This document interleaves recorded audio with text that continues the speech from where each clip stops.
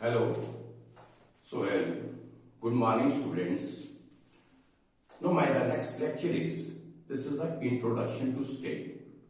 जैसे मैंने पहले जो आपको लेक्चर दिया था उसमें मैंने कंप्लीटली आपको इंट्रोडक्शन टू स्ट्रेस के बारे में I have defined that what is stress, what are the types of the stress, what is you can say that complementary shear stress, pure stress, and then the stress tensor.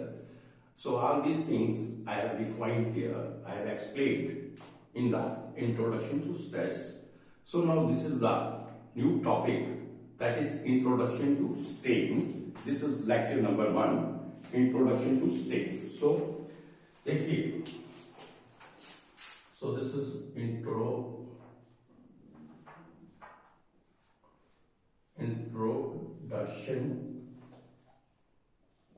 to strain.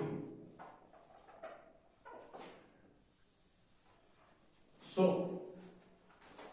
let us start this topic. This is lecture number 1. अब देखिए ये strain, what is strain? Basically strain क्या है? It is the measure of the deformation of the body.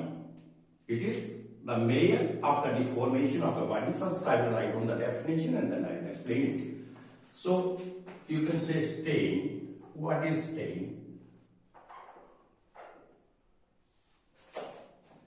It is the measurement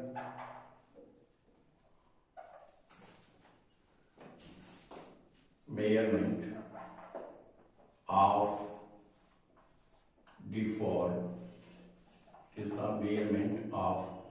deformation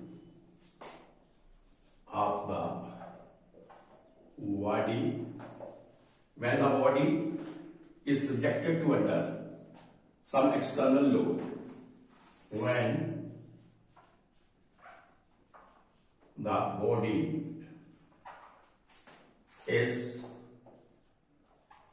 subjected to some external load, right?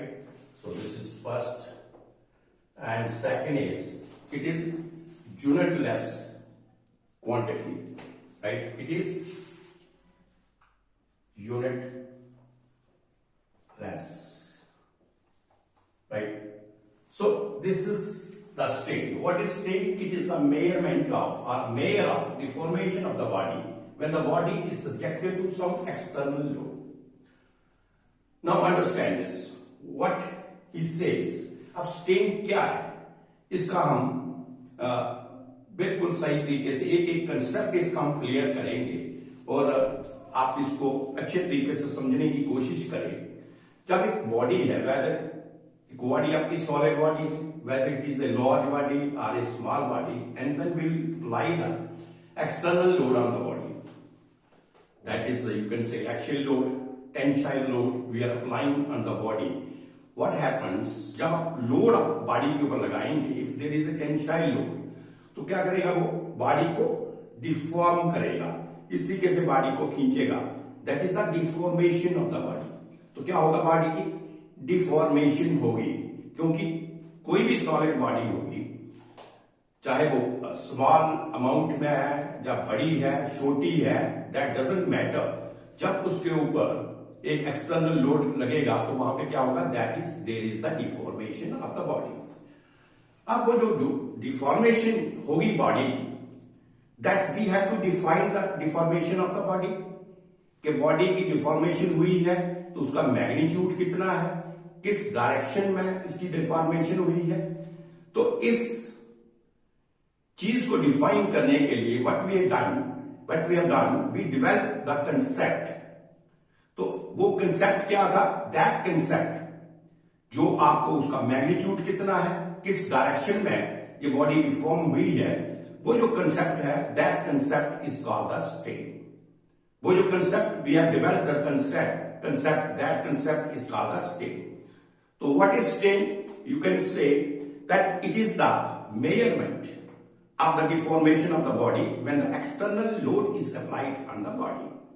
So suppose you are having a body, you are having a solid body, and you apply the external load on the body.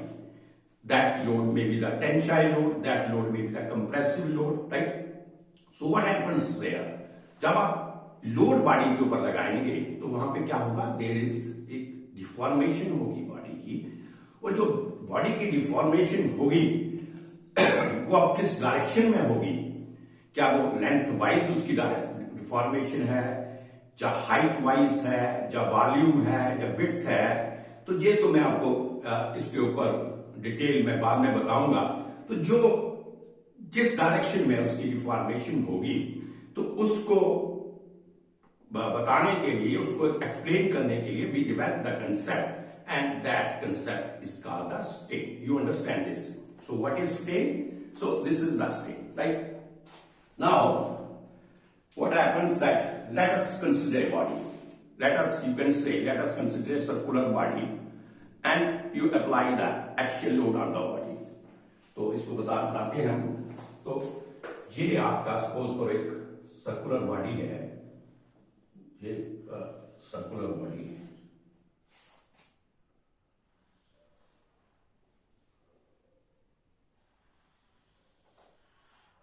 Right? एक wall है या cylindrical body है ये।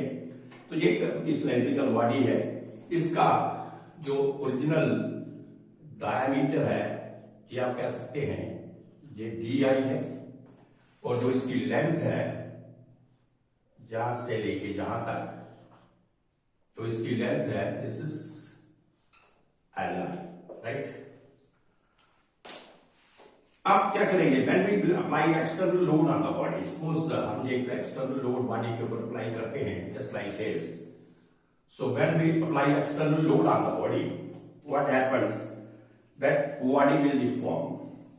तो body क्या होगा? वो deform करेगी। सो से ये बॉडी आपकी ये डिफॉर्म होगी,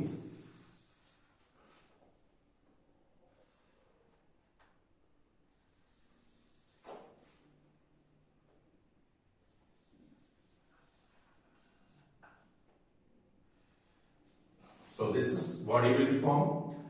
तो इसकी जो चेंज इन लेंथ है, जो इसकी लेंथ चेंज होगी, suppose this is your LF, right? और जो इसका डायमीटर होगा, this diameter, this is your DF। This is after the deformation when we apply external load on the body, right?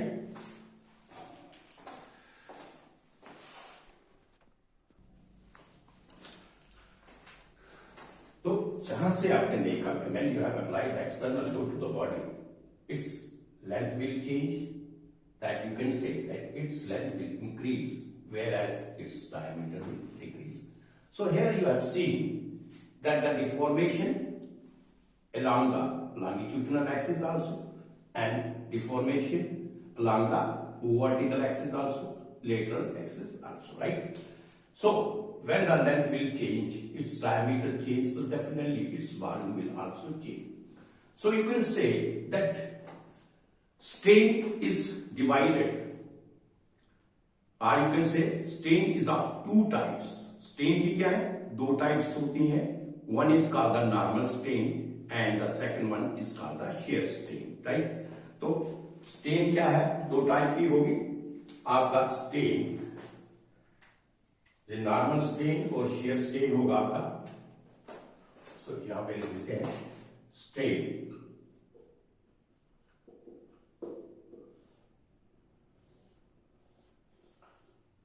So this is normal strain and second one is called the shear strain. अब normal strain जो है, this is you can से this is of three types. इसमें भी आपकी तीन type होंगी। This is one is called the longitudinal strain, longitudinal strain. Second one is your lateral strain, and third one is your shear. Third one is your volumetric strain. Volumetric strain, right? तो normal strain भी आपकी तीन type की है, longitudinal strain, lateral strain and volumetric strain, and the fourth one is called the shear strain. So you can say that there are four number of strains are there. Three normal strain and one is shear strain. Now we will discuss each strain one by one. But first of all, what is normal strain? Normal strain क्या है? पहले we will just define the normal strain. Normal strain क्या है? It is the measurement of the change in size of the body, or you can say it is the measurement of deformation or change in size of the body. जब किसी body का size change होगा, वो जो आपकी strain है, that strain is called the normal strain. जहां पे बॉडी का साइज चेंज होगा, it is the measurement of change in size of the body, and it is defined as that change in size divided by the original size. Change in size divided by the original size. So this is your normal strain. Now let us understand. तो अगर आपका normal strain क्या है, what is normal strain, पहले हम normal strain को discuss करते हैं. Normal strain, it is the measurement of change in size to the normal strain.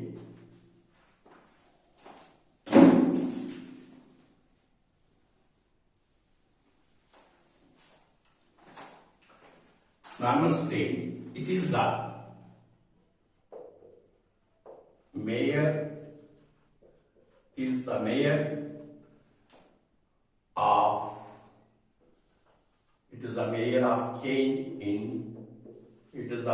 of change in size. ये क्या है? It is the measure of change in size. So, and it is defined as change in original size. It is defined as change in size to the original size. So, or you can say it is defined as the ratio of change in size to the original size. तो इसको हम कैसे define करते हैं? It is defined as change in size to the original size, right? So second point. Do you understand what is normal strain? तो जैसे मैंने बताया कि स्ट्रेन की आपको mainly there are two types of the strain. One is called the normal strain and the second one is called the shear strain. Shear strain is denoted by this gamma, और normal strain जो है that denoted by the epsilon. This is called the epsilon and this is called the gamma, right? So normal strain again further divided into three parts, that is the longitudinal strain, lateral strain and volumetric strain. Now the definition of the normal strain is जहां पे क्या होगा, जहां पे size change होगा. जहां पे क्या होगा, एक साइज चेंज होगा, तो वो जो साइज चेंज होगा, और यू कैन से वहां पे क्या होगा, डिफॉर्मेशन इन साइज में होगी. तो जब साइज चेंज होगा तो वो आपकी क्या है, नॉर्मल स्ट्रेन है, and it is defined as the ratio of change in size to the original size. You understand this point? Now the next point is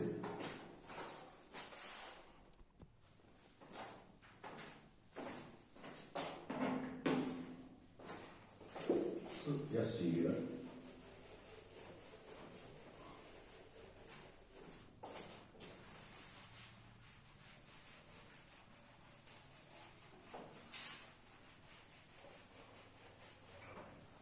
अब देखिए इसमें नॉर्मल स्ट्रेन में मैंने क्या बताया आपको, there is the change in size of the body. अब now what is side change? अब साइड चेंज क्या होगा? देखिए जब एक पर्टिकुलर बॉडी, जो भी कोई बॉडी है, उसमें आप क्या करेंगे, आप जब कोई एक्शन लोड अप्लाई करेंगे, suppose this is the particular body and here I have applied the action load, that is the tensile load, right.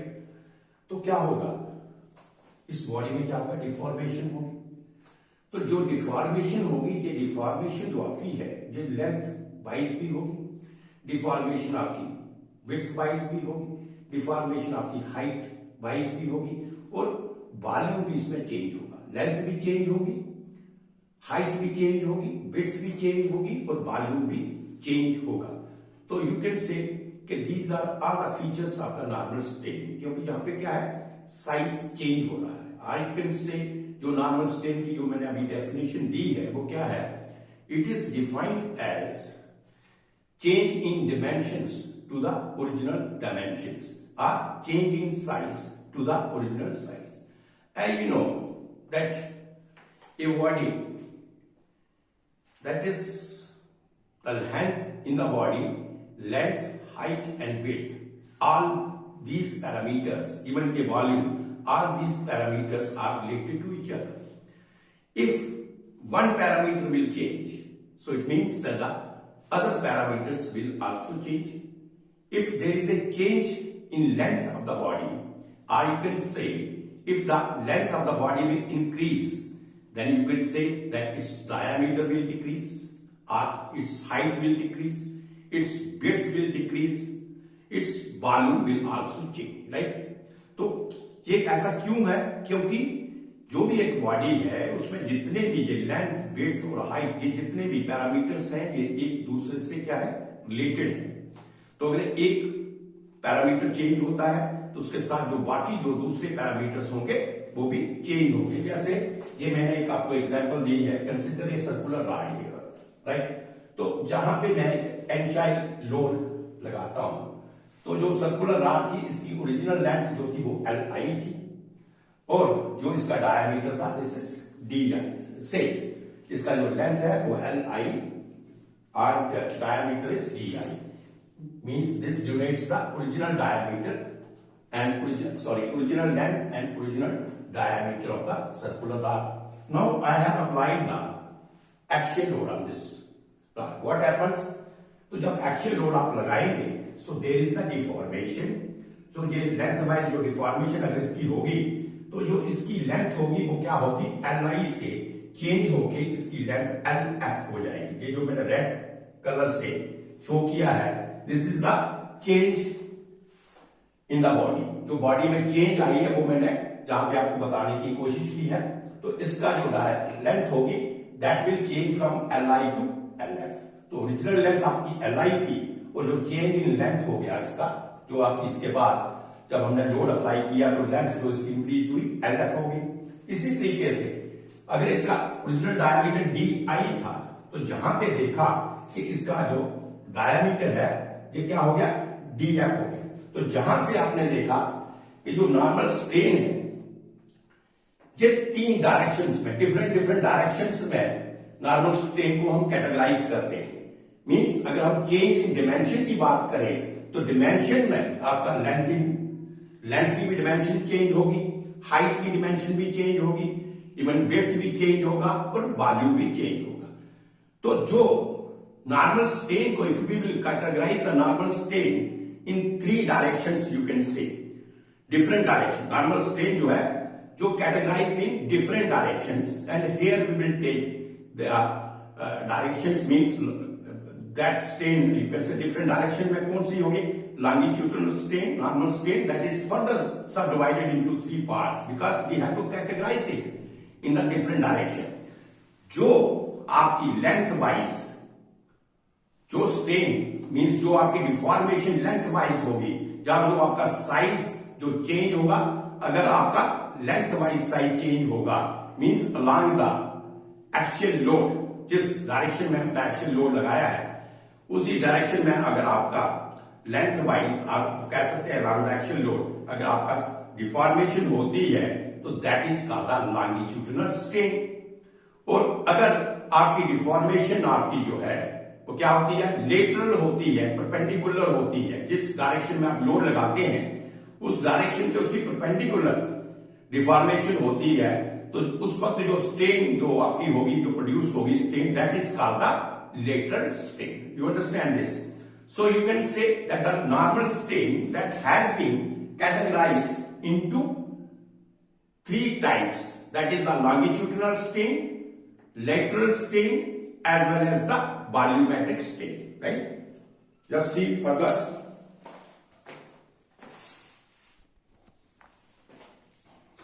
So पहले आपका आ गया longitudinal strain, longitudinal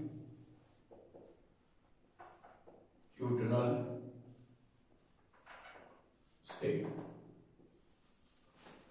Longitudinal strain क्या है? It is the normal strain along the direction of load, along the direction of load applied, right? So longitudinal strain क्या है? It is the normal strain along the direction of the load applied. जिस direction में आप load apply करेंगे, अगर उस direction में आपकी वो साइज आपका चेंज होता है, it is a normal strain along the direction of the load. तो जैसे हमने ये लोड आपने ये अप्लाई किया तो आपने देखा कि ये, इसको हम दोबारा डिफाइन करेंगे। एक आपने सर्कुलर रॉड ले लिया, right? So circular rod is having the, जो आपका इसका ओरिजिनल लेंथ था, original length of the circular rod क्या था? Original length, this is L line, and original diameter, original जो डायमीटर था, this is your D I, right? So when we have applied the load, actual load, when we have applied the actual load, what happens there? Its length that will change from Li to Lf, and its diameter will change from Di to Df. तो जहां पे आप देखते हैं कि इधर आपकी length जो है क्या है? इंक्रीज हो रही है, और डायमीटर आपका डिक्रीज होता है, राइट? सो लेंथ जो हम along the direction of the load, तो along the direction of the load आपकी क्या चीज चेंज हुई? लेंथ चेंज हो रही है, क्योंकि लोड का जो डायरेक्शन है that is the axial load, means along the axis of the body. तो जो लोड के डायरेक्शन में आपका जो चेंज होगा बॉडी में, वो आपकी क्या होगी? लॉन्गिट्यूडिनल स्ट्रेन होगी। और लॉन्गिट्यूडिनल स्ट्रेन की क्या डेफिनेशन है? It is defined as the normal strain that is change in length to the original length, right? Change in length to the original length, means इसकी क्या डेफिनेशन है? Change in length to the original length, or you can say longitudinal strain, this is denoted by epsilon. So epsilon longitudinal, this is equal to change in length delta L by L, delta L by Li. So delta L is the change in length and Li is the original length. तो आप इस according to this figure आप कैसे लिख सकते हैं? This is Lf minus Li। Lf क्या है? लेंथ इंक्रीज हुई, चेंज इन लेंथ हो गया, और ये Li की ओरिजिनल लेंथ, तो चेंज इन लेंथ क्या होगा? That is Lf minus Li divided by Li, right? समझाएंगे? So this is your longitudinal strain. अच्छा, इसमें अब एक चीज आप देखेंगे, मैंने जैसे आपको बताया है, all the parameters are related to each other. कोई भी एक बॉडी है, उसमें जितने भी पैरामीटर्स हैं एक दूसरे से क्या करते हैं? रिलेट करते हैं। तो जहां पे आपने एक चीज फाइंड आउट किया कि जैसे इसका लेंथ इंक्रीज हुआ, इसका डायमीटर जो था पहले डी आई था, और उसके बाद डायमीटर डिक्रीज होकर ये डी एफ हो गया। तो सबसे पहला पॉइंट तो ये मिला, जब कोई चीज, जब स्ट्रेन आपका, जब कोई डिफॉर्मेशन आपकी, या चेंज इन साइज आपका इसमें लेटरल पोजीशन में चेंज होता है, means along, this is your load, और ये जो साइज जो चेंज हो रहा है क्या है, this is perpendicular to the load, load के परपेंडिकुलर जो इसका साइज चेंज हो रहा है means diameter of the body और height of the body, right. तो वो जो उस वक्त जो स्ट्रेन होगा that is called the lateral strain, that is called the lateral strain. और उसमें एक चीज आपने फाइंड आउट की है कि लेटरल स्ट्रेन और जो लॉन्गिट्यूडिनल स्ट्रेन होगी they are opposite in sign. Why they are opposite in sign? This you have seen that if the length is increasing here, you have seen that its diameter is decreasing. अगर किसी चीज की length increase होती है तो उसका diameter increase होता है। सो अगर लेंथ इंक्रीज होती है, if I give a positive sign to that, तो डायमीटर डिक्रीज होगा, that is opposite to that, that is the negative sign. So you can say that the lateral strain as well as the longitudinal strain, both they are opposite to each other. You understand this point? So now we will define what is your lateral strain. तो lateral strain आपका क्या होगा? Lateral strain होगा, it is the normal strain along the, not along the, it is the normal strain perpendicular to the direction of the external load applied. जो आप किसी body के ऊपर लोड अप्लाई करेंगे, एक्सटर्नल लोड अप्लाई करेंगे और उसके जो परपेंडिकुलर डायरेक्शन में जो आपका स्ट्रेन होगा, परपेंडिकुलर डायरेक्शन में जो आपका स्ट्रेन होगा, that strain is called the lateral strain. Like it is almost same definition, there is not much difference here because lateral strain, this is also normal strain, this is along the direction of the applied load था, this is perpendicular to the direction of the applied load होगा, perpendicular to the direction of applied load होगा।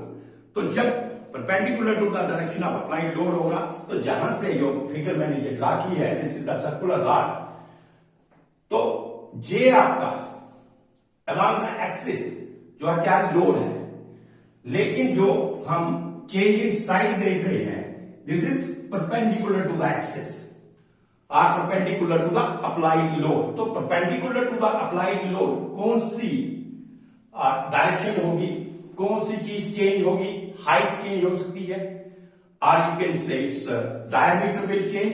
तो ये diameter जो है ये change होगा। तो जहां से जैसे मैंने पहले भी एक्सप्लेन किया है कि अगर लेंथ किसी चीज की हम इंक्रीज होती है तो डायमीटर डिक्रीज होगा। तो जो आपका लेटरल स्ट्रेन होगी, सो lateral strain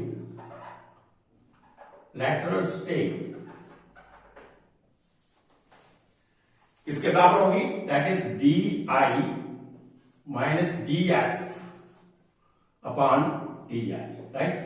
so this is your lateral strain. I think you understand this point, right?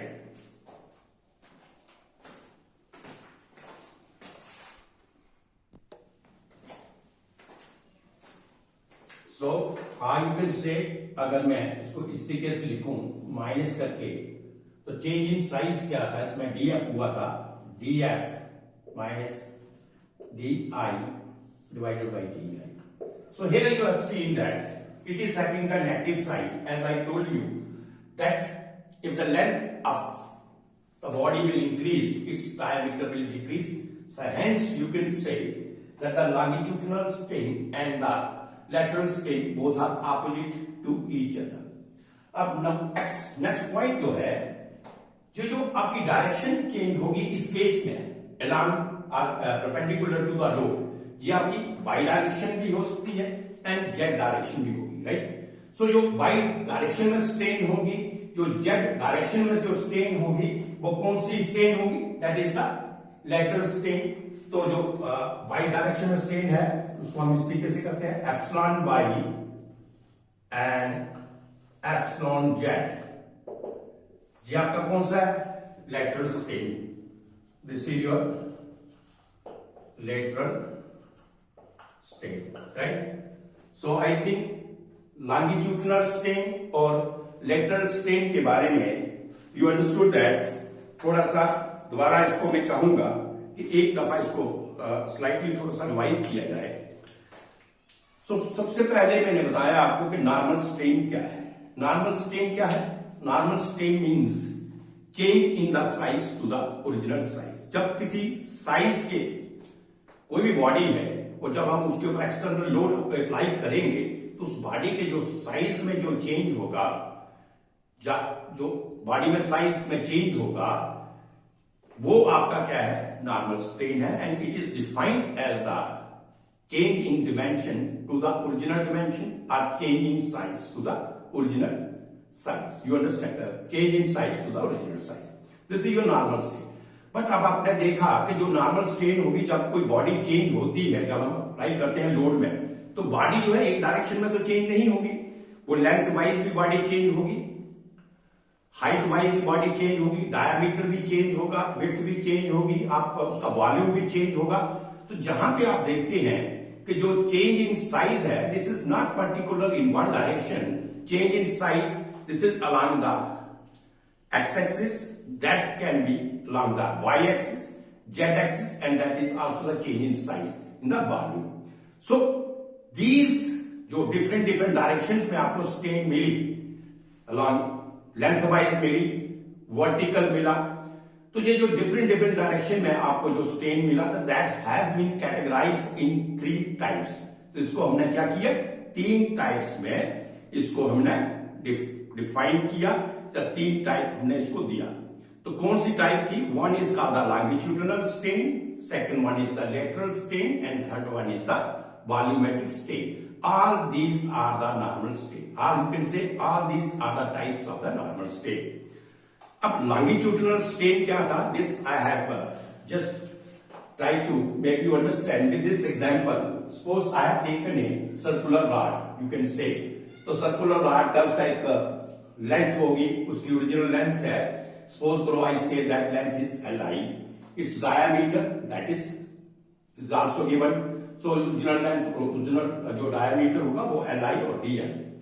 So when we apply the load, or you can say when I will apply the external load on the circular rod, or you can say the tensile load, I have applied here the tensile load। जब मैं tensile load जो है इसका apply करूंगा तो क्या होगा, इसकी लेंथ इंक्रीज होगी, मीन्स लेंथ उसकी चेंज होगी Li से Lf। तो जैसे लेंथ आपकी चेंज होगी Li से Lf, और जैसे मैंने आपको बताया है कोई भी एक बॉडी है, दैट इज उसके जितने भी जो पैरामीटर्स हैं, length, height, width, volume, all they are related to each other. तो इसमें इंडिपेंडेंटली एक पैरामीटर चेंज नहीं होता है। जब भी कोई भी डिफॉर्मेशन होगी, कोई भी चेंज होगी, तो पूरी बॉडी के जितने भी पैरामीटर्स हैं, ये सारे के सारे क्या होंगे, उनमें चेंज इन साइज आएगा। तो जैसे इसकी लेंथ इसकी चेंज हुआ, तो लेंथ चेंज होने से हमें कौन सा, लॉन्गिट्यूडिनल स्ट्रेन मिला। तो लेंथ उसकी Li से Lf हुई। और लॉन्गिट्यूडिनल स्ट्रेन की क्या डेफिनेशन थी? It is defined as the normal strain along the direction of the applied load. जिस डायरेक्शन में आप लोड को अप्लाई करेंगे, उस डायरेक्शन में जो स्ट्रेन प्रोड्यूस होगी, that is called the longitudinal strain. And the longitudinal strain is defined as the change in length to the original length. So change in length here is Lf minus Li, because Lf I have taken the length which has been changed after applying the load. तो Li original length है, तो Lf minus Li divided by Li, this is your longitudinal strain. Now come to the lateral strain. तो lateral strain की जो definition दी मैंने, वो क्या थी? लेटरल स्ट्रेन क्या है कि जो भी डिफॉर्मेशन बॉडी की होगी और जो भी प्रोड्यूस स्ट्रेन होगी, जो भी डिफॉर्मेशन होगी, अगर अप्लाइड लोड के परपेंडिकुलर डिफॉर्मेशन आपकी बॉडी की होती है, तो उस वक्त जो स्ट्रेन प्रोड्यूस होगी, that is called the lateral strain. और लेटरल स्ट्रेन क्या है? This is also the it's definition is change in diameter to the original diameter, right? Or change in height to the original height. So here I have taken the diameter, Di is the original diameter, Df is the diameter that will change after applying the external load. और ये आपका होगा Di, or you can say Df minus Di divided by Di.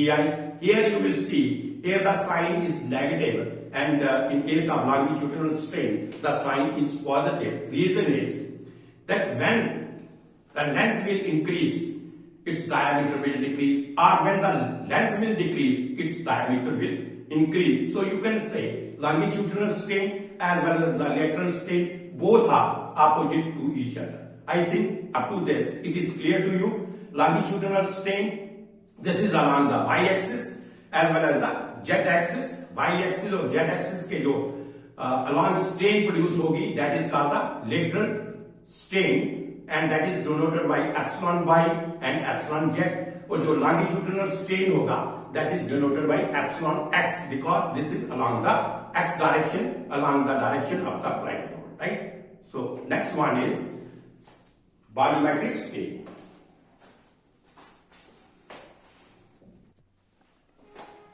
Now the next is a volumetric strain.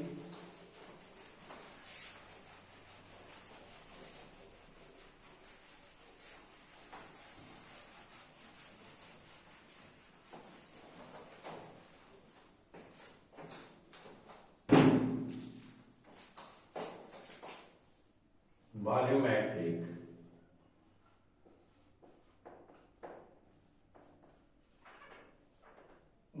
strain. अब what is volumetric strain? जो इसकी definition होगी volumetric strain की, so you can say it is a normal strain. It is defined as a normal strain, that is a change in volume to the original volume, right? Change in volume to the original volume, as I have just given you the definition of the longitudinal strain as well as the lateral strain, that is the change in length to the original length. In the case of longitudinal strain, change in height or change in diameter to the original diameter in case of the lateral strain. But the definition is like this: volumetric strain. Now, just understand it. So, as I have given you the example that we have considered it. Body and we have applied the external load to the body, right? तो जैसे मैंने आपको बताया कि अब हम external load body के ऊपर अप्लाई करेंगे तो क्या होगा, उसकी लेंथ जो है, अगर उसकी बॉडी की लेंथ इंक्रीज होती है, एक्सटर्नल लोड आर से एक्शियल लोड और टेंसाइल लोड, टेंसाइल डायरेक्शन में उसको खींचते हैं तो क्या होगा, उसकी लेंथ विल इंक्रीज. इसको समझे पॉइंट को.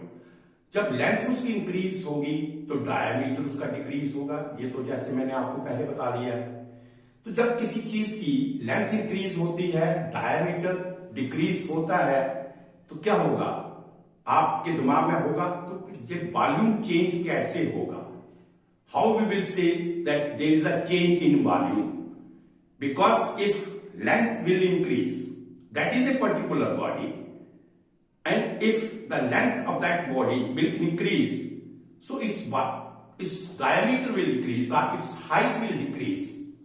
So the volume will remain same, as we are thinking like this. That will not change. But here I am saying that volumetric strain क्या है?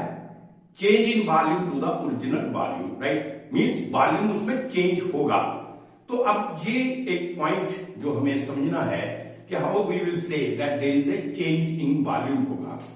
So let us understand क्या करते हैं. Suppose करो मैं एक particular region लेता हूं. Suppose you will take the particular region in a body, right? Particular region in the body. This is the, you can say, आपको पता है कोई भी body होगी that is made of particles, different types of atoms. तो उसमें आपको atoms वगैरह होंगे body में particular, ठीक है? तो इस तरीके से ये atoms है body में. मैंने एक particular region लिया. Now I have applied the external load on that body. जब मैं एक्सटर्नल लोड उस बॉडी के ऊपर अप्लाई करूंगा तो क्या होगा, जो भी एक बॉडी है वो क्या है, एटम्स की बनी है, पार्टिकल्स की बनी हुई होती है, because they are closely contacted to each other, right? तो जब मैं एक्सटर्नल लोड उसमें अप्लाई करूंगा तो व्हाट हैपेंस, ये जो पार्टिकल्स है, आप कह सकते हैं ये आपका रीजन है, ये आपका पार्टिकल, ये आपका रीजन है, दिस इज योर रीजन, ये आपके पार्टिकल्स हैं. So they will move farther away from its original position. तो ये अपनी पोजीशन, ओरिजिनल पोजीशन से क्या होगा, दूर जाना शुरू हो जाएगा. अगर इसकी ये पोजीशन थी पार्टिकल की तो this will go like this, ठीक है ना, it will go further away like this. So you can say that density of that particular region that will decrease. अब डेंसिटी क्या चीज होती है? डेंसिटी जैसे आपको पता है, हम किसी को बोलते हैं कि दिस इज ए, इसकी डेंसिटी ज्यादा है. डेंसिटी मीन्स वहां पे कोई पर्टिकुलर रीजन में कोई भी अगर हम पार्टिकल के हिसाब से देखते हैं, एटम्स के हिसाब से देखते हैं, तो आप कह सकते हैं कि उसमें नंबर ऑफ एटम्स बहुत ज्यादा है। अगर डेंसिटी कम है तो नंबर ऑफ एटम्स कम है। जैसे कि एग्जांपल देते हैं कि this is a dense area, तो डेंस एरिया का क्या मतलब है कि उस एरिया की डेंसिटी ज्यादा का क्या मतलब है कि अगर पर्टिकुलर रीजन को हम ले और पर्टिकुलर रीजन के हिसाब से अगर हम पॉपुलेशन देखते हैं तो उस पर्टिकुलर रीजन के हिसाब से उसकी population as compare to the other कोई रीजन लेते हैं तो उससे क्या है, ज्यादा है, तो हम कह सकते हैं कि उसकी डेंसिटी ज्यादा है, वो डेंस पॉपुलेशन है। लाइकवाइज हियर यू कैन से आई हैव टेकन एक मैंने रीजन लिया और उसमें मैं लोड अप्लाई करता हूं तो आप देखते हैं कि जो पार्टिकल्स होंगे they will move farther away from air. तो आप कह सकते हैं कि जो उसकी डेंसिटी है, जो पर्टिकुलर रीजन की डेंसिटी है वो क्या होगा, कम होगी। जब पार्टिकल्स दूर जाएंगे that will decrease, density of that particular region will decrease. और जैसे आपको पता है डेंसिटी जो है rho is equal to mass upon volume, you know. तो डेंसिटी का क्या फॉर्मूला है, density is equal to mass upon volume, where m is the mass of the body and v is the volume of the body, right? So here you can say, or you can say rho inversely proportional to 1 upon v, means अगर, क्योंकि m is a constant, मास जो है इसमें constant रहता है, particular reason का मास तो कम नहीं होगा, लेकिन जो डेंसिटी है that is inversely proportional to volume. तो कहने का मतलब है अगर आपकी पर्टिकुलर रीजन में डेंसिटी चेंज होती है तो वो क्या होगा, उसका वॉल्यूम भी चेंज होगा। अगर डेंसिटी चेंज है तो वॉल्यूम भी चेंज होगा। तो इन this case when I will apply the external load on somebody, what happens, its particle, or you can say the density of that particular body or the density of that particular region, that will decrease. So density of that particular region will decrease, what, its mass remain constant. So as you know, according to the definition of the density, rho is equal to mass per unit volume. So density अगर आपकी किसी चीज की क्या होगी, change होगी, तो उसका वॉल्यूम भी चेंज होगा। अगर डेंसिटी चेंज होगी वॉल्यूम भी चेंज होगा, because mass is constant. Here from this density is inversely proportional to 1 upon v, सो आप कह सकते हैं there is a change in volume. You understand this point? जो मैंने स्टार्टिंग में आपको बोला था कि आपके मन में ये होगा सवाल कि अगर किसी चीज की लेंथ इंक्रीज होती है तो डायमीटर डिक्रीज होगा, तो हम कैसे कह सकते हैं कि इसका वॉल्यूम जो है चेंज होगा। तो ये जो मैंने कंसेप्ट आपको समझाया वो क्या था कि वॉल्यूम चेंज कैसे होगा, क्योंकि उसका जो डेंसिटी है पर्टिकुलर रीजन की, when we apply the axial force और tensile force, compressive force, particular region की डेंसिटी जो है इंक्रीज होगी या डिक्रीज होगी। और जब भी आपकी डेंसिटी इंक्रीज या डिक्रीज होगी वॉल्यूम आपका चेंज होगा, because volume density is inversely proportional to volume, or you can say volume is inversely proportional to density. तो this is the change in volume, right? तो आपको समझ आ गया ये point? So this is very important point, क्योंकि ये point समझना बहुत जरूरी था। तो आप देखिए volumetric strain, this is equal to delta B upon B, right? So delta B जो मैंने पीछे फिगर दिया था इटालियन में, सो डेल्टा बी क्या होगा, Vf minus Vi upon Vi, right? So this is the change in volume and this is called the volumetric strain. This is the ratio of the change in volume to the original volume. I think this is up to this. This is clear to you, right? And so now next one is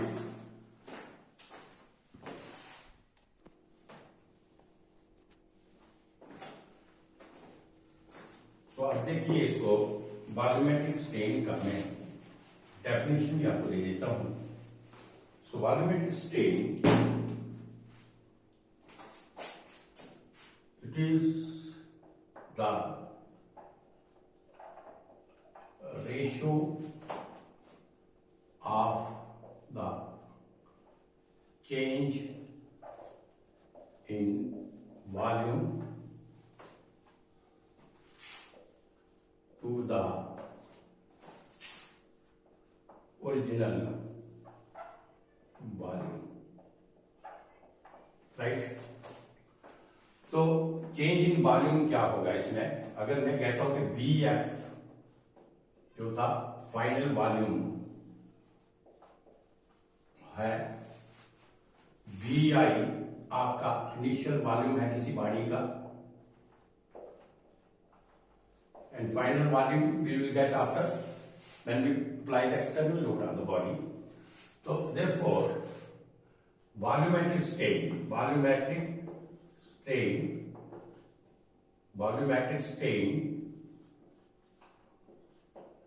is equal to delta B upon BI. This is equal to BF minus BI upon BI, right? This is your volumetric strain.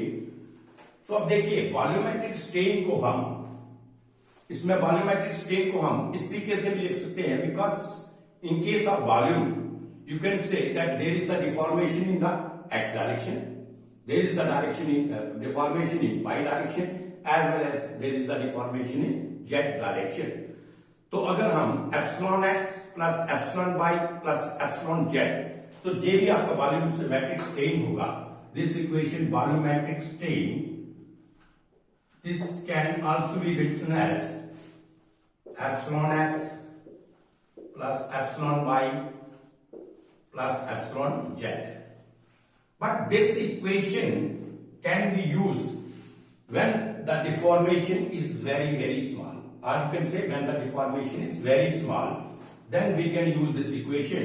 And in strength of material, whole of the strength of material, what we will consider that the deformation is very small. So we can use this equation also. Epsilon x, epsilon y and epsilon z. When we will sum all these three strain, means in x direction longitudinal strain, y direction में जो lateral strain and z direction में जो lateral strain हो गया, अगर हम इन तीनों का sum करें, so that will also become your this volumetric strain. But this we will take when there is very small deformation.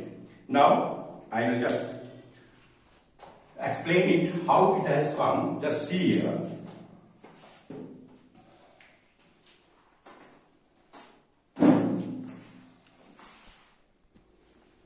Now, इसको एक्सप्लेन करने के लिए let us consider the cuboid.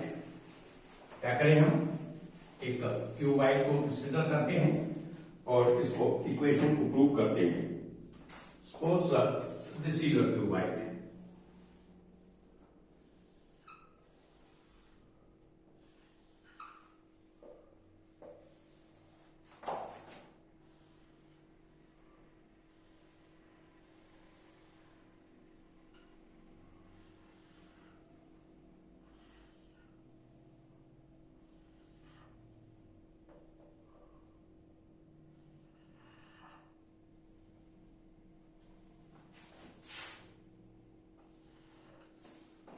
so this is your cuboid.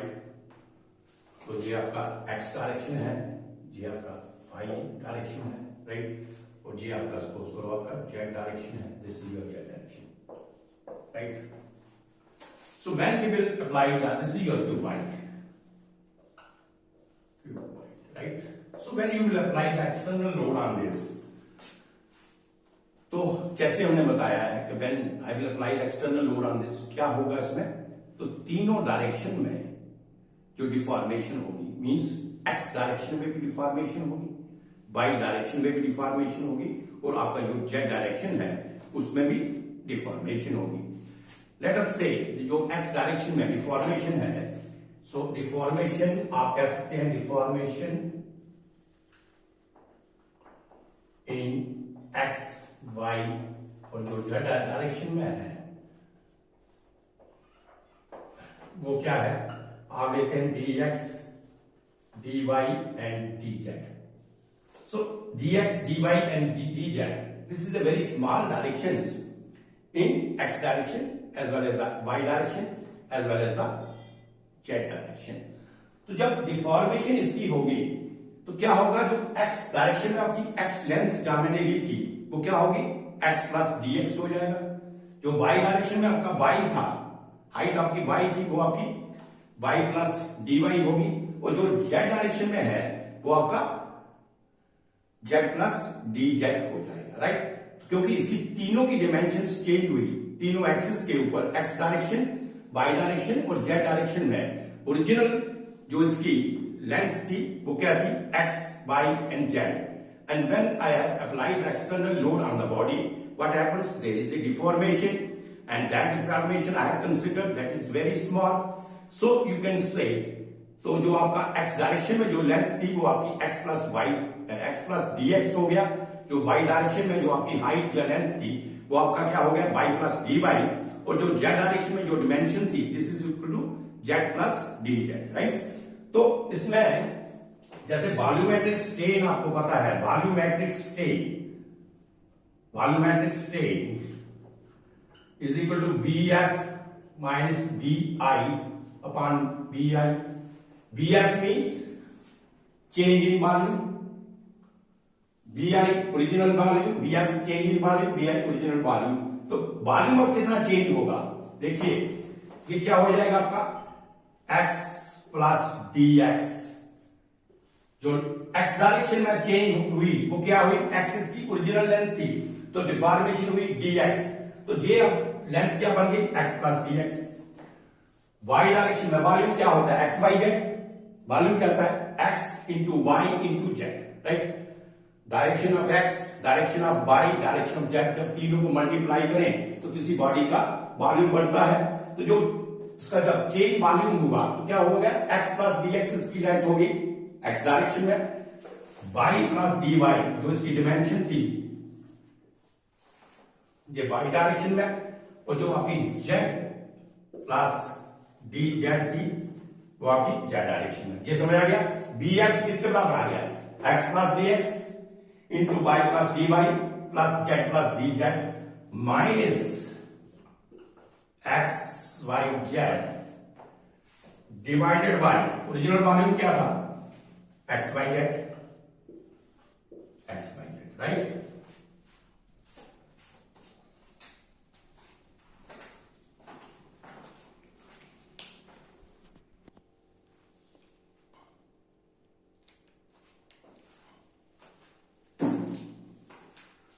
तो अब इसको आप खोल लीजिए, ये आपका आ गया। पहले इन दोनों को मल्टीप्लाई करता हूं मैं, X Y plus X D Y plus D X X Y plus X D Y plus D X Y plus D X D Y, right, into Z plus D Z minus X Y Z divided by X Y Z, right. So next one is, इसको दोबारा खोलो आप, इसको थोड़ा मिटाना पड़ेगा मुझे।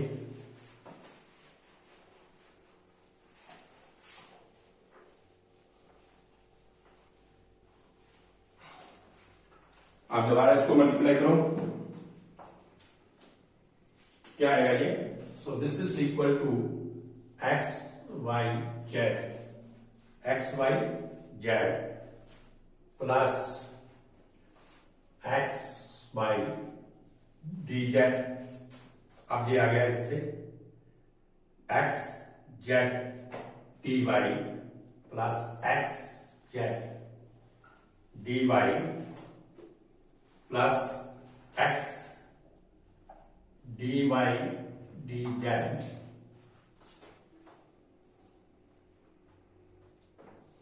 Plus X D Y D Z. अब इसमें ले लीजिए Z Y D X plus Z Y D X Z Y D X plus Y D X D Z plus Y D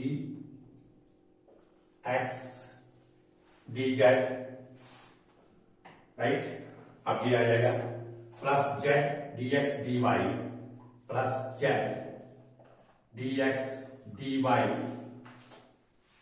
plus dx dy dz plus dx dy dz, right?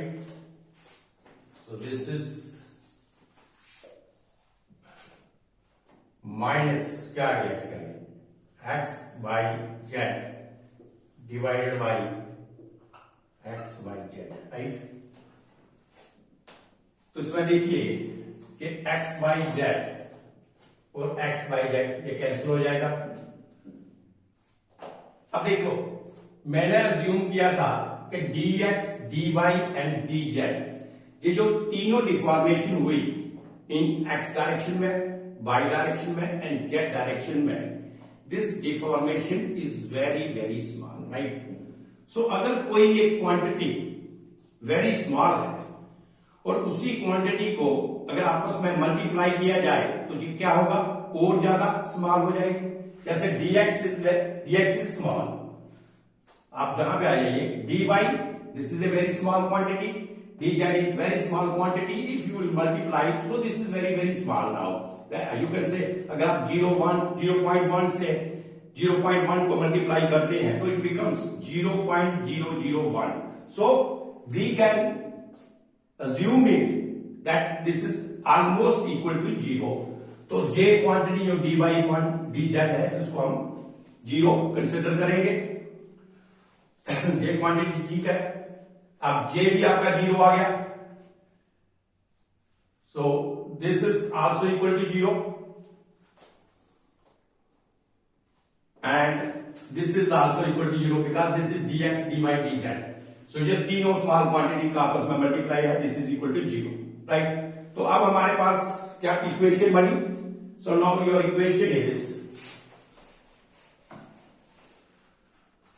So your equation is क्या बना? This is equal to x by dz plus xz dy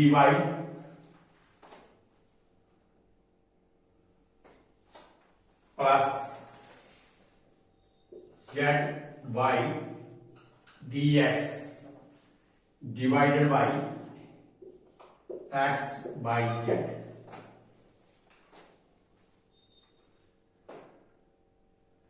divided by x by z, इसको आप खोलो आप तो क्या बनेगा, ये ऐसे कर लो x by dz divided by x by z plus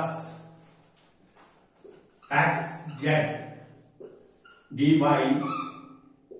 x by z plus z by dx divided by x by z। तो जहां पे x by ये कैंसिल हो गया, जहां पे x z ये कैंसिल हो गया एंड जहां पे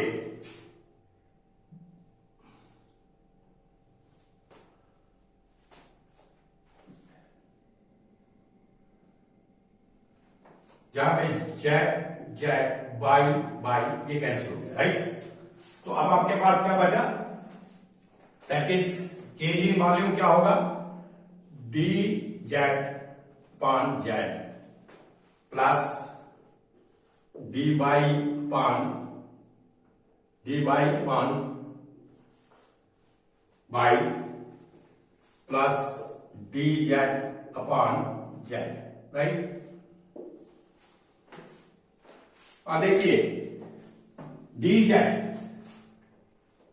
that is change in length to the original length, change in length to the original length, change in length to the original length। तो ये क्या हो गया आपका, sorry this is not dz, this is dx, this is dx upon x, right? So we can write it like this also। इसको हम इस तरीके से भी लिख सकते हैं, we can write it like this। तो change in volume, volumetric change हम क्या निकाले थे, volumetric strain.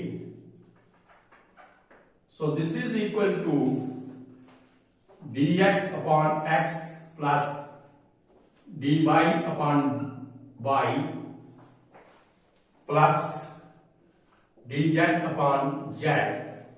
So this is equal to epsilon x plus epsilon y plus epsilon z. So hence this is proof that volumetric strain is also equal to epsilon x plus epsilon y plus epsilon z if the deformation in x direction, y direction and z direction is very small. So J and in strength of material, जैसे मैंने आपको बताया कि deformation तो हम बहुत ज्यादा कम ही लेते हैं सारे स्ट्रेंथ ऑफ मटेरियल में. So this you can say this relation is applicable in case of this volumetric strain. This is also equal to this. So I think यहां तक आपको ये पूरा क्लियर हो गया होगा, राइट. तो देखिए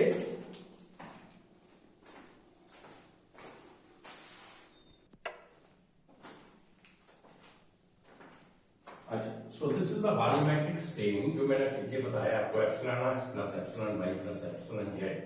ये मैंने बॉडी लिया था cuboid body in case of this.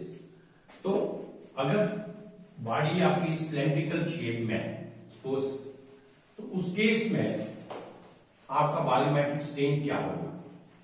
सो अगर if I will take the shape of cylindrical body, जैसे ये आपका सिलेंड्रिकल शेप है बॉडी की, suppose this is your cylindrical shape.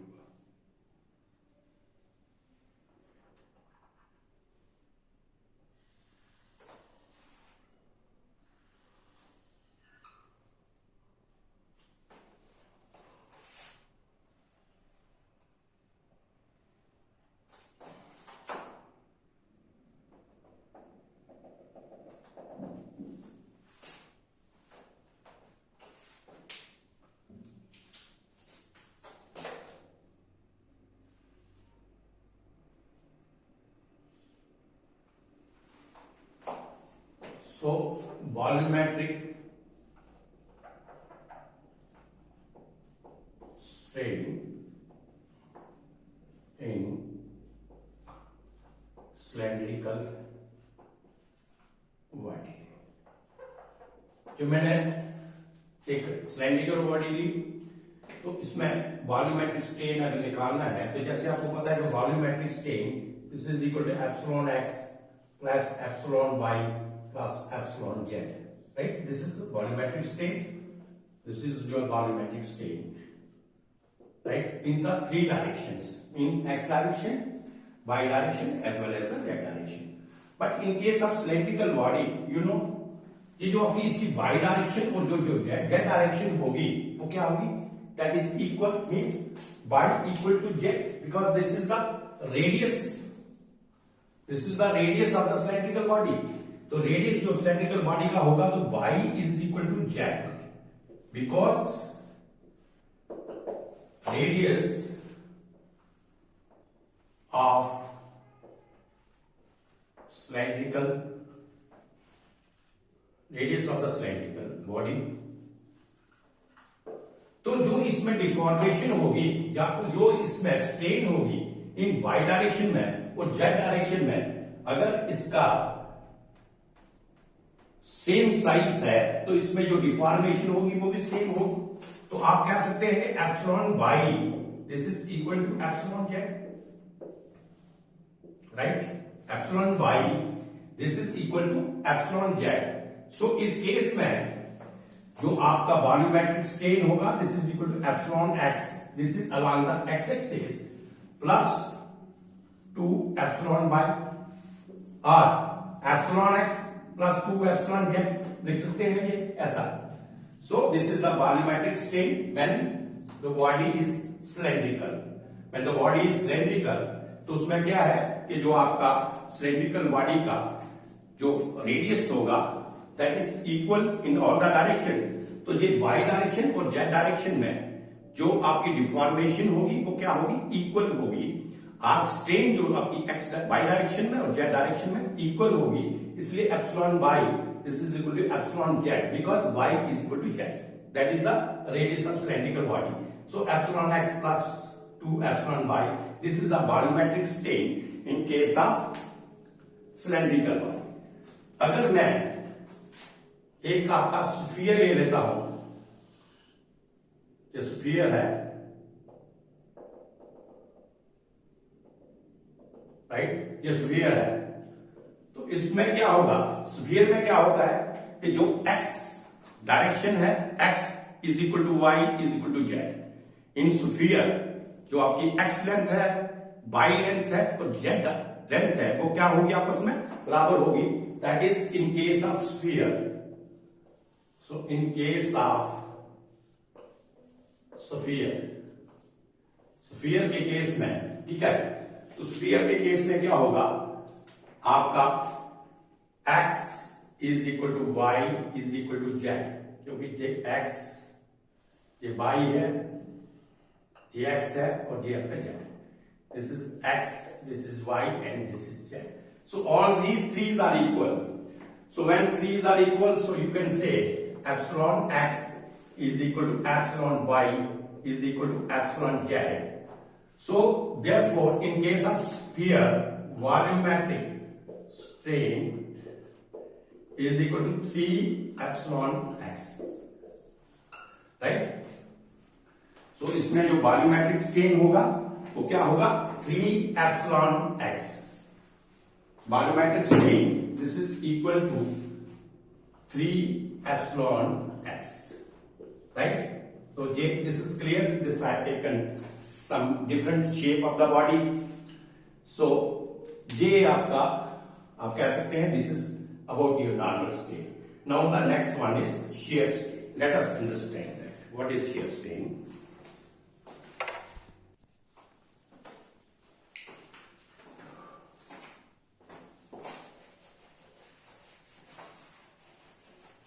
So आपने अब जो नॉर्मल स्ट्रेन के बारे में और जितनी भी इसकी टाइप्स थी इसके बारे में कंप्लीट तरीके से आपने पढ़ लिया. Now the fourth one strain कौन सी थी आपकी, shear strain. तो देखिए shear strain के बारे में, what is shear strain?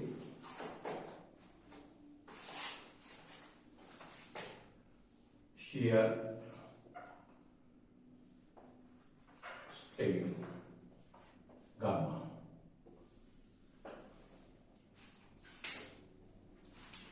So it is defined as measuring, or it is measured in change in shape. It is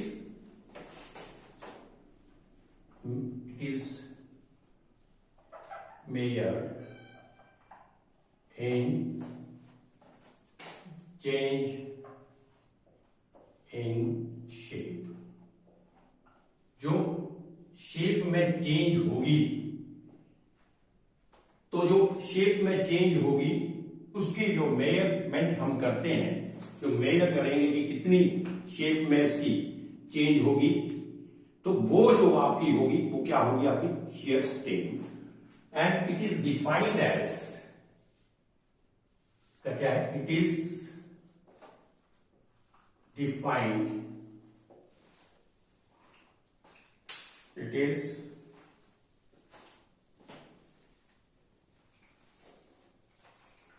is defined as the change, it is defined as the change in angle, it is defined as a change in angle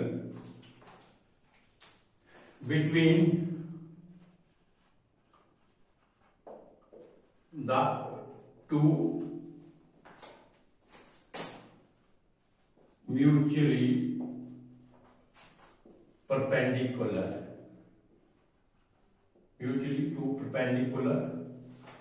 plane. So this is the definition. So what is shear strain? First of all, shear strain is denoted by the letter gamma. जो normal strain थी वो हम epsilon से इसको denote करते थे. This is gamma.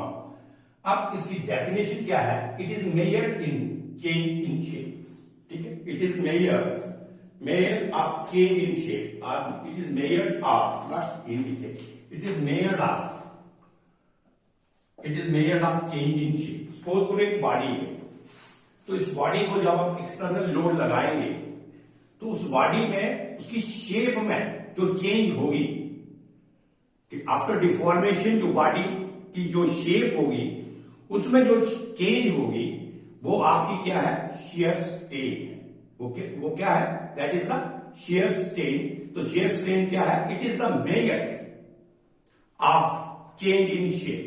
जो हम चेंज इन शेप में मेयर करेंगे कि ये बॉडी ओरिजिनल पोजीशन में ये थी, और उसके बाद जब इसको हमने एक्सटर्नल लोड अप्लाई किया और अब इस बॉडी की जो शेप है वो कितनी चेंज हुई, कैसे चेंज हुई, कितनी चेंज हुई, वो जो मेयर होगा, जो मेयरमेंट होगा उसका, that is called the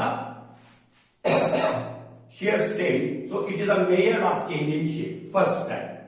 second क्या है, it is defined as the change in angle between the two mutually perpendicular planes.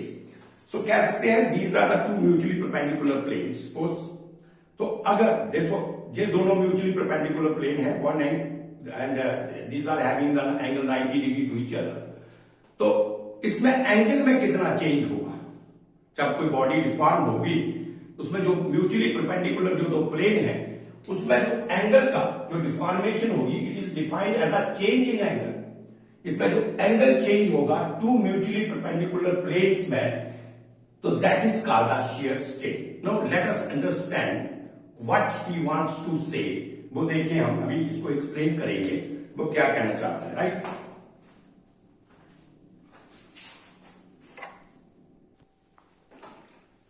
Now you understand what do you mean by the change in shape. तो change in shape को जो पढ़ेंगे, it is defined as the change in angle. Suppose करो ये एक body है, this is your body, this is your body, right? This is A, B, C and D, right? So this is your body, A, B, C, D. So this body is having the two planes, they are mutually perpendicular to each other. Suppose what I will do, I just fix one of the, मैं इसका base को क्या करता हूं, उसको fix कर देता हूं, this is fixed. Right? So base को मैंने फिक्स किया, and now I have just applied the force. So base को फिक्स किया, तो ये मैंने ये फोर्स इसके ऊपर वाले एंड के ऊपर मैंने ये फोर्स लगाया, राइट। तो क्या होगा, जे तो आपका क्या रहेगा, ये फिक्स रहेगा, बट जे जो आपकी पोजीशन है CD, ये आपका चेंज हो जाएगा। ये आपका सपोज करो कहां पे चला जाएगा, ये D डैश यहां पे चला जाएगा, right. So this will change like this. तो ये कैसे चेंज होगा,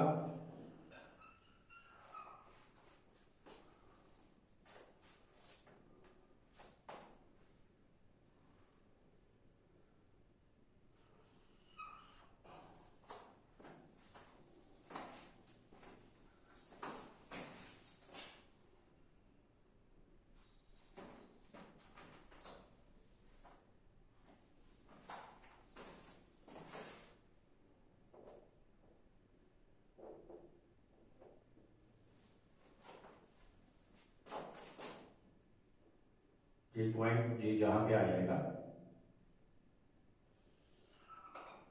राइट।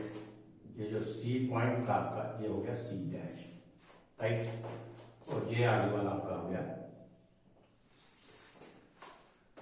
तो जहां पे आप देखें कि ये जो चेंज इन शेप थी, इसमें ये एंगल था दोनों के बीच में कितना, π/2। तो ये जो आपका एंगल होगा, ये क्या होगा, π/2 माइनस गामा। अब गामा क्या है, gamma is change in the two mutually perpendicular plane. तो जे परपेंडिकुलर प्लेन जे था आर्जेंटल एंड दिस, तो ये कितना चेंज हुआ, दिस एंगल गामा। तो जहां पे ये जो गामा आप रिप्रेजेंट करेगा, that is the shear strain. जहां पे ये गामा जो रिप्रेजेंट करेगा, that is the shear strain. जहां पे ये को म्यूचुअली परपेंडिकुलर आपके प्लेन्स थे, उसमें अगर आप देखें कि एक प्लेन को मैंने फिक्स किया और क्या किया, दूसरे प्लेन के ऊपर मैंने फोर्स अप्लाई की। जब आप लोग फोर्स अप्लाई करेंगे तो ओरिजिनल शेप थी इसकी ABCD, this is the original position of the body. और जब मैंने इसको फोर्स जहां पे अप्लाई किया, लोड जहां पे अप्लाई किया, तो J फिक्स था, तो J आपका C पॉइंट जहां पे चला गया और JD जो है जहां पे चला गया। तो J जो नई थी, जो नई शेप बॉडी की होगी A', तो जहां पे आपने जो चीज फाइंड आउट की, जो मैं बताना चाहता था, पहले बॉडी में क्या था, two perpendicular planes, they are mutually perpendicular to each other. Two planes are there which are mutually perpendicular to each other. और जब मैंने इसके ऊपर फोर्स लगाया तो क्या हुआ, ये दोनों प्लेन्स जो थे इनके बीच में क्या हुआ, एंगल चेंज हो गया। पहले इनमें 90 डिग्री एंगल था, दिस इज योर π/2, ठीक है, ये π/2 एंगल था। और जब मैंने फोर्स लगाया तो ये एंगल हो गया π/2 माइनस गामा। अब गामा क्या है, gamma is the total change of the angle, gamma is the change of the angle between the two mutually perpendicular plane. और जो हमारा शियर स्ट्रेन का डेफिनेशन है वो क्या है, शियर स्ट्रेन का डेफिनेशन है, it is defined as a change in angle between the two mutually perpendicular plane. Hence, this you can say statement, this will definitely apply to this, ठीक है ना। इसलिए कई बुक्स में कोई स्टेटमेंट डिफरेंट दिया होगा, but this is the statement which will comply to all the conditions, right. तो ये जहां भी आपने देखा, सो गामा इज, गामा क्या है आपका, shear strain. Gamma, what is gamma, gamma is the shear strain. तो आई थिंक ये आपको समझ आया। What is shear strain, that is the change in shape, it is the measure of the change in shape and it is defined as a change in angle between the two mutually perpendicular plane. Let us take another one example and try to understand this.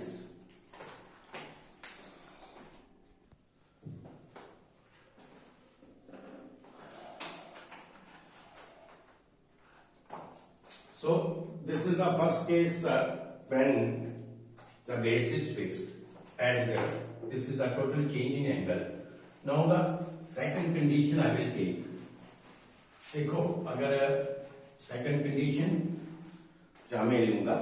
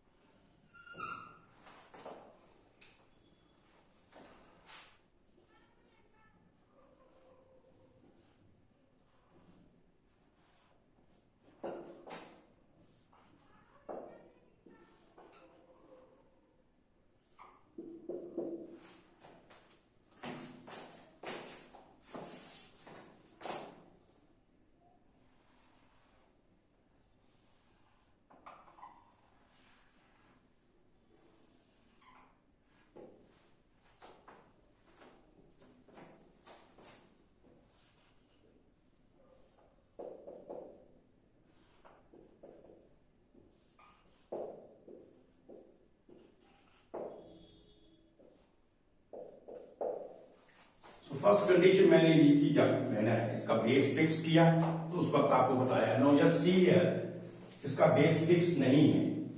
So when I will apply the force, what happens, जब मैं इस पर force लगाऊंगा तो क्या होगा, there will be the change in angle, right. तो angle किस तरीके से चेंज होगा, देखिए,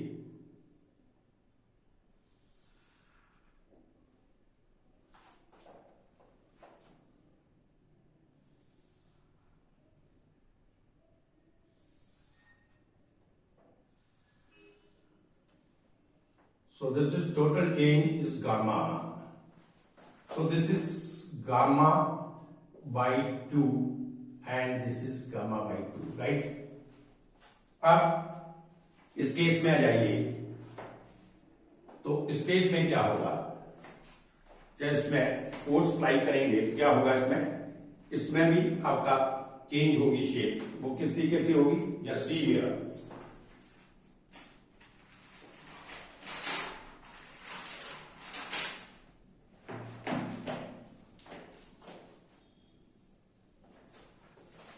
So this is like this,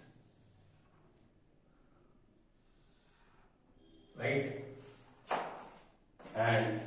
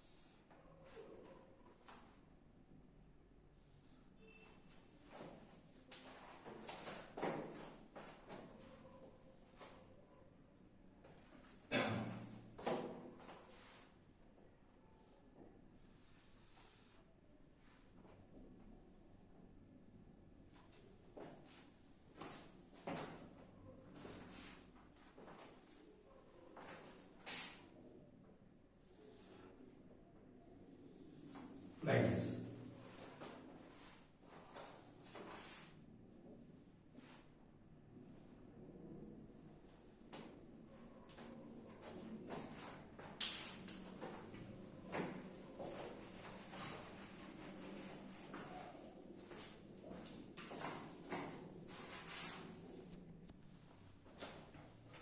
Now see here, this is the second case. In both the cases, you will see that the direction of the shear force that will be different. Suppose this direction is like this plane you can say BD. This is having a shear force in this direction, and in this is in this direction. So its direction is different. So it means that the change in shape in this case that will also be different, right? अब देखिए, now the question is, जैसे ये पहला case था, इसमें जब मैंने action load apply किया तो फर्स्ट केस में मैंने क्या बोला था कि जो बेस इसका नीचे वाला है that is fixed, but in this case I have not taken its base is fixed, they are on free, right?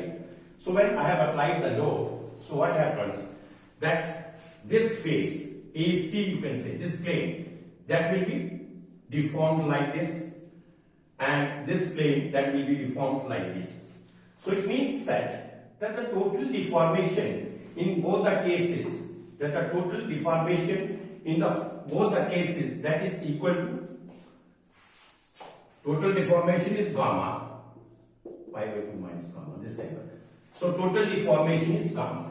Now the question is why it is deformed gamma by 2, इधर भी gamma by 2 deform किया. अगर total deformation इसकी gamma है कि दोनों planes जो हैं आपस में डिफॉर्म हुए, तो मैंने इसकी इक्वल डिफॉर्मेशन क्यों शो की? This is the main point कि जहां पर भी मैंने कहा this plane is deformed by angle gamma by 2 and this plane is also deformed by angle gamma by 2, likewise this gamma by 2 gamma by 2. Now let us understand what is the concept behind this, because this is due to the complementary shear stress. और ये complementary shear stress क्या होता है कि अगर एक plane के ऊपर शियर स्ट्रेस है तो जो उसका हॉरिजॉन्टल प्लेन होगा उसके ऊपर भी शियर स्ट्रेस होगी, same equal amount of shear stress होगी, but that is in the opposite direction, right? तो due to complementary shear stress I have taken the planes जिनके ऊपर शियर स्ट्रेस जो है ये क्या है, कंप्लीमेंट्री शियर स्ट्रेस है. तो इसका मतलब है कि जितना अगर शियर स्ट्रेस इस प्लेन के ऊपर भी टाउ है, इस प्लेन के ऊपर भी टाउ है, इस प्लेन के ऊपर भी टाउ है एंड इस प्लेन के ऊपर भी टाउ है, right?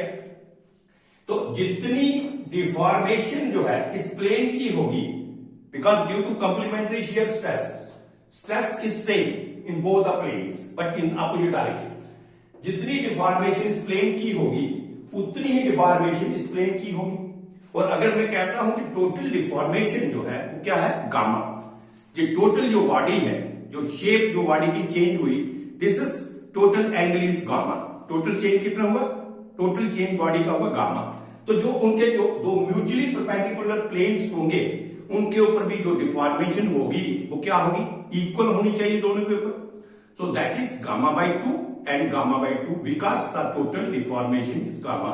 So now you understand this point. So this is all due to the complementary shear stress. ये दोनों complementary shear stress के कारण हमें मिला. तो जहां पर आ जाइए, जहां पे ये जो आपका एंगल है, this is pi by 2, this is total angle. Yes, this is the total angle pi by 2 plus gamma. ये दोनों प्लेन्स जो थे ये आपस में mutually pi by 2 radians angle था इनका. जो इनमें शेप जो चेंज हुआ वो कितना हुआ, गामा बाई 2 इधर, गामा बाई 2 इधर, तो टोटल एंगल कितना हो गया, गामा.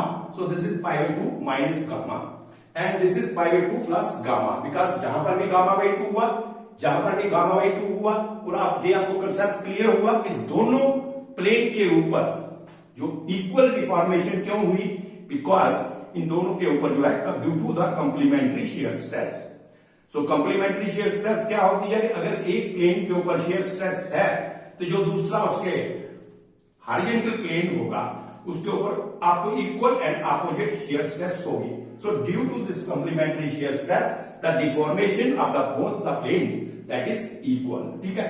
तो दूसरा इसमें एक और कंसेप्ट आप ऐड कर लीजिए कि अगर आपका एंगल जो है डिक्रीजिंग में हो, अगर आपका एंगल डिक्रीजिंग में हो, एज इन दिस केस जहां भी आप देखते हैं कि एंगल क्या है, डिक्रीजिंग है, तो अगर आपका एंगल डिक्रीजिंग में होगा तो शेयर स्ट्रेन हम क्या लेंगे यहां पे इस केस में, that is positive. If the angle is decreasing, shear strain is positive, and if the angle is increasing between the two planes, if the angle is increasing between the two planes, then the shear strain is negative. This is the important point. दोबारा आप इसे सुन लो कि अगर angle जो आपका है, total deformation angle जो दो प्लेन्स के बीच में एंगल जो है, अगर वो डिक्रीजिंग में है, डिक्रीजिंग डायरेक्शन में है, डिक्रीज होता है, तो उस वक्त जो शेयर स्ट्रेन की वैल्यू होगी वो क्या होगी, पॉजिटिव. और जो आपका एंगल आपका इंक्रीज होगा तो उस वक्त क्या होगी, नेगेटिव. तो इस केस में जो क्या है, इस केस में आपका नेगेटिव शेयर स्ट्रेन आया और उस केस में जो आपका शेयर स्ट्रेन था that is positive. This is the negative and this is positive. So I think it is clear to you. Today I have taken what is strain, types of the strain, and then each and every type of the strain I have discussed. Now my next lecture is also on the introduction to strain, and then I will take the strain tensor क्या है, उसके बाद complementary shear strains क्या है, और जो इसके आगे वाला पार्ट होगा that is I will take in the next lecture. So आज के लिए इतना ही है. Thank you very much.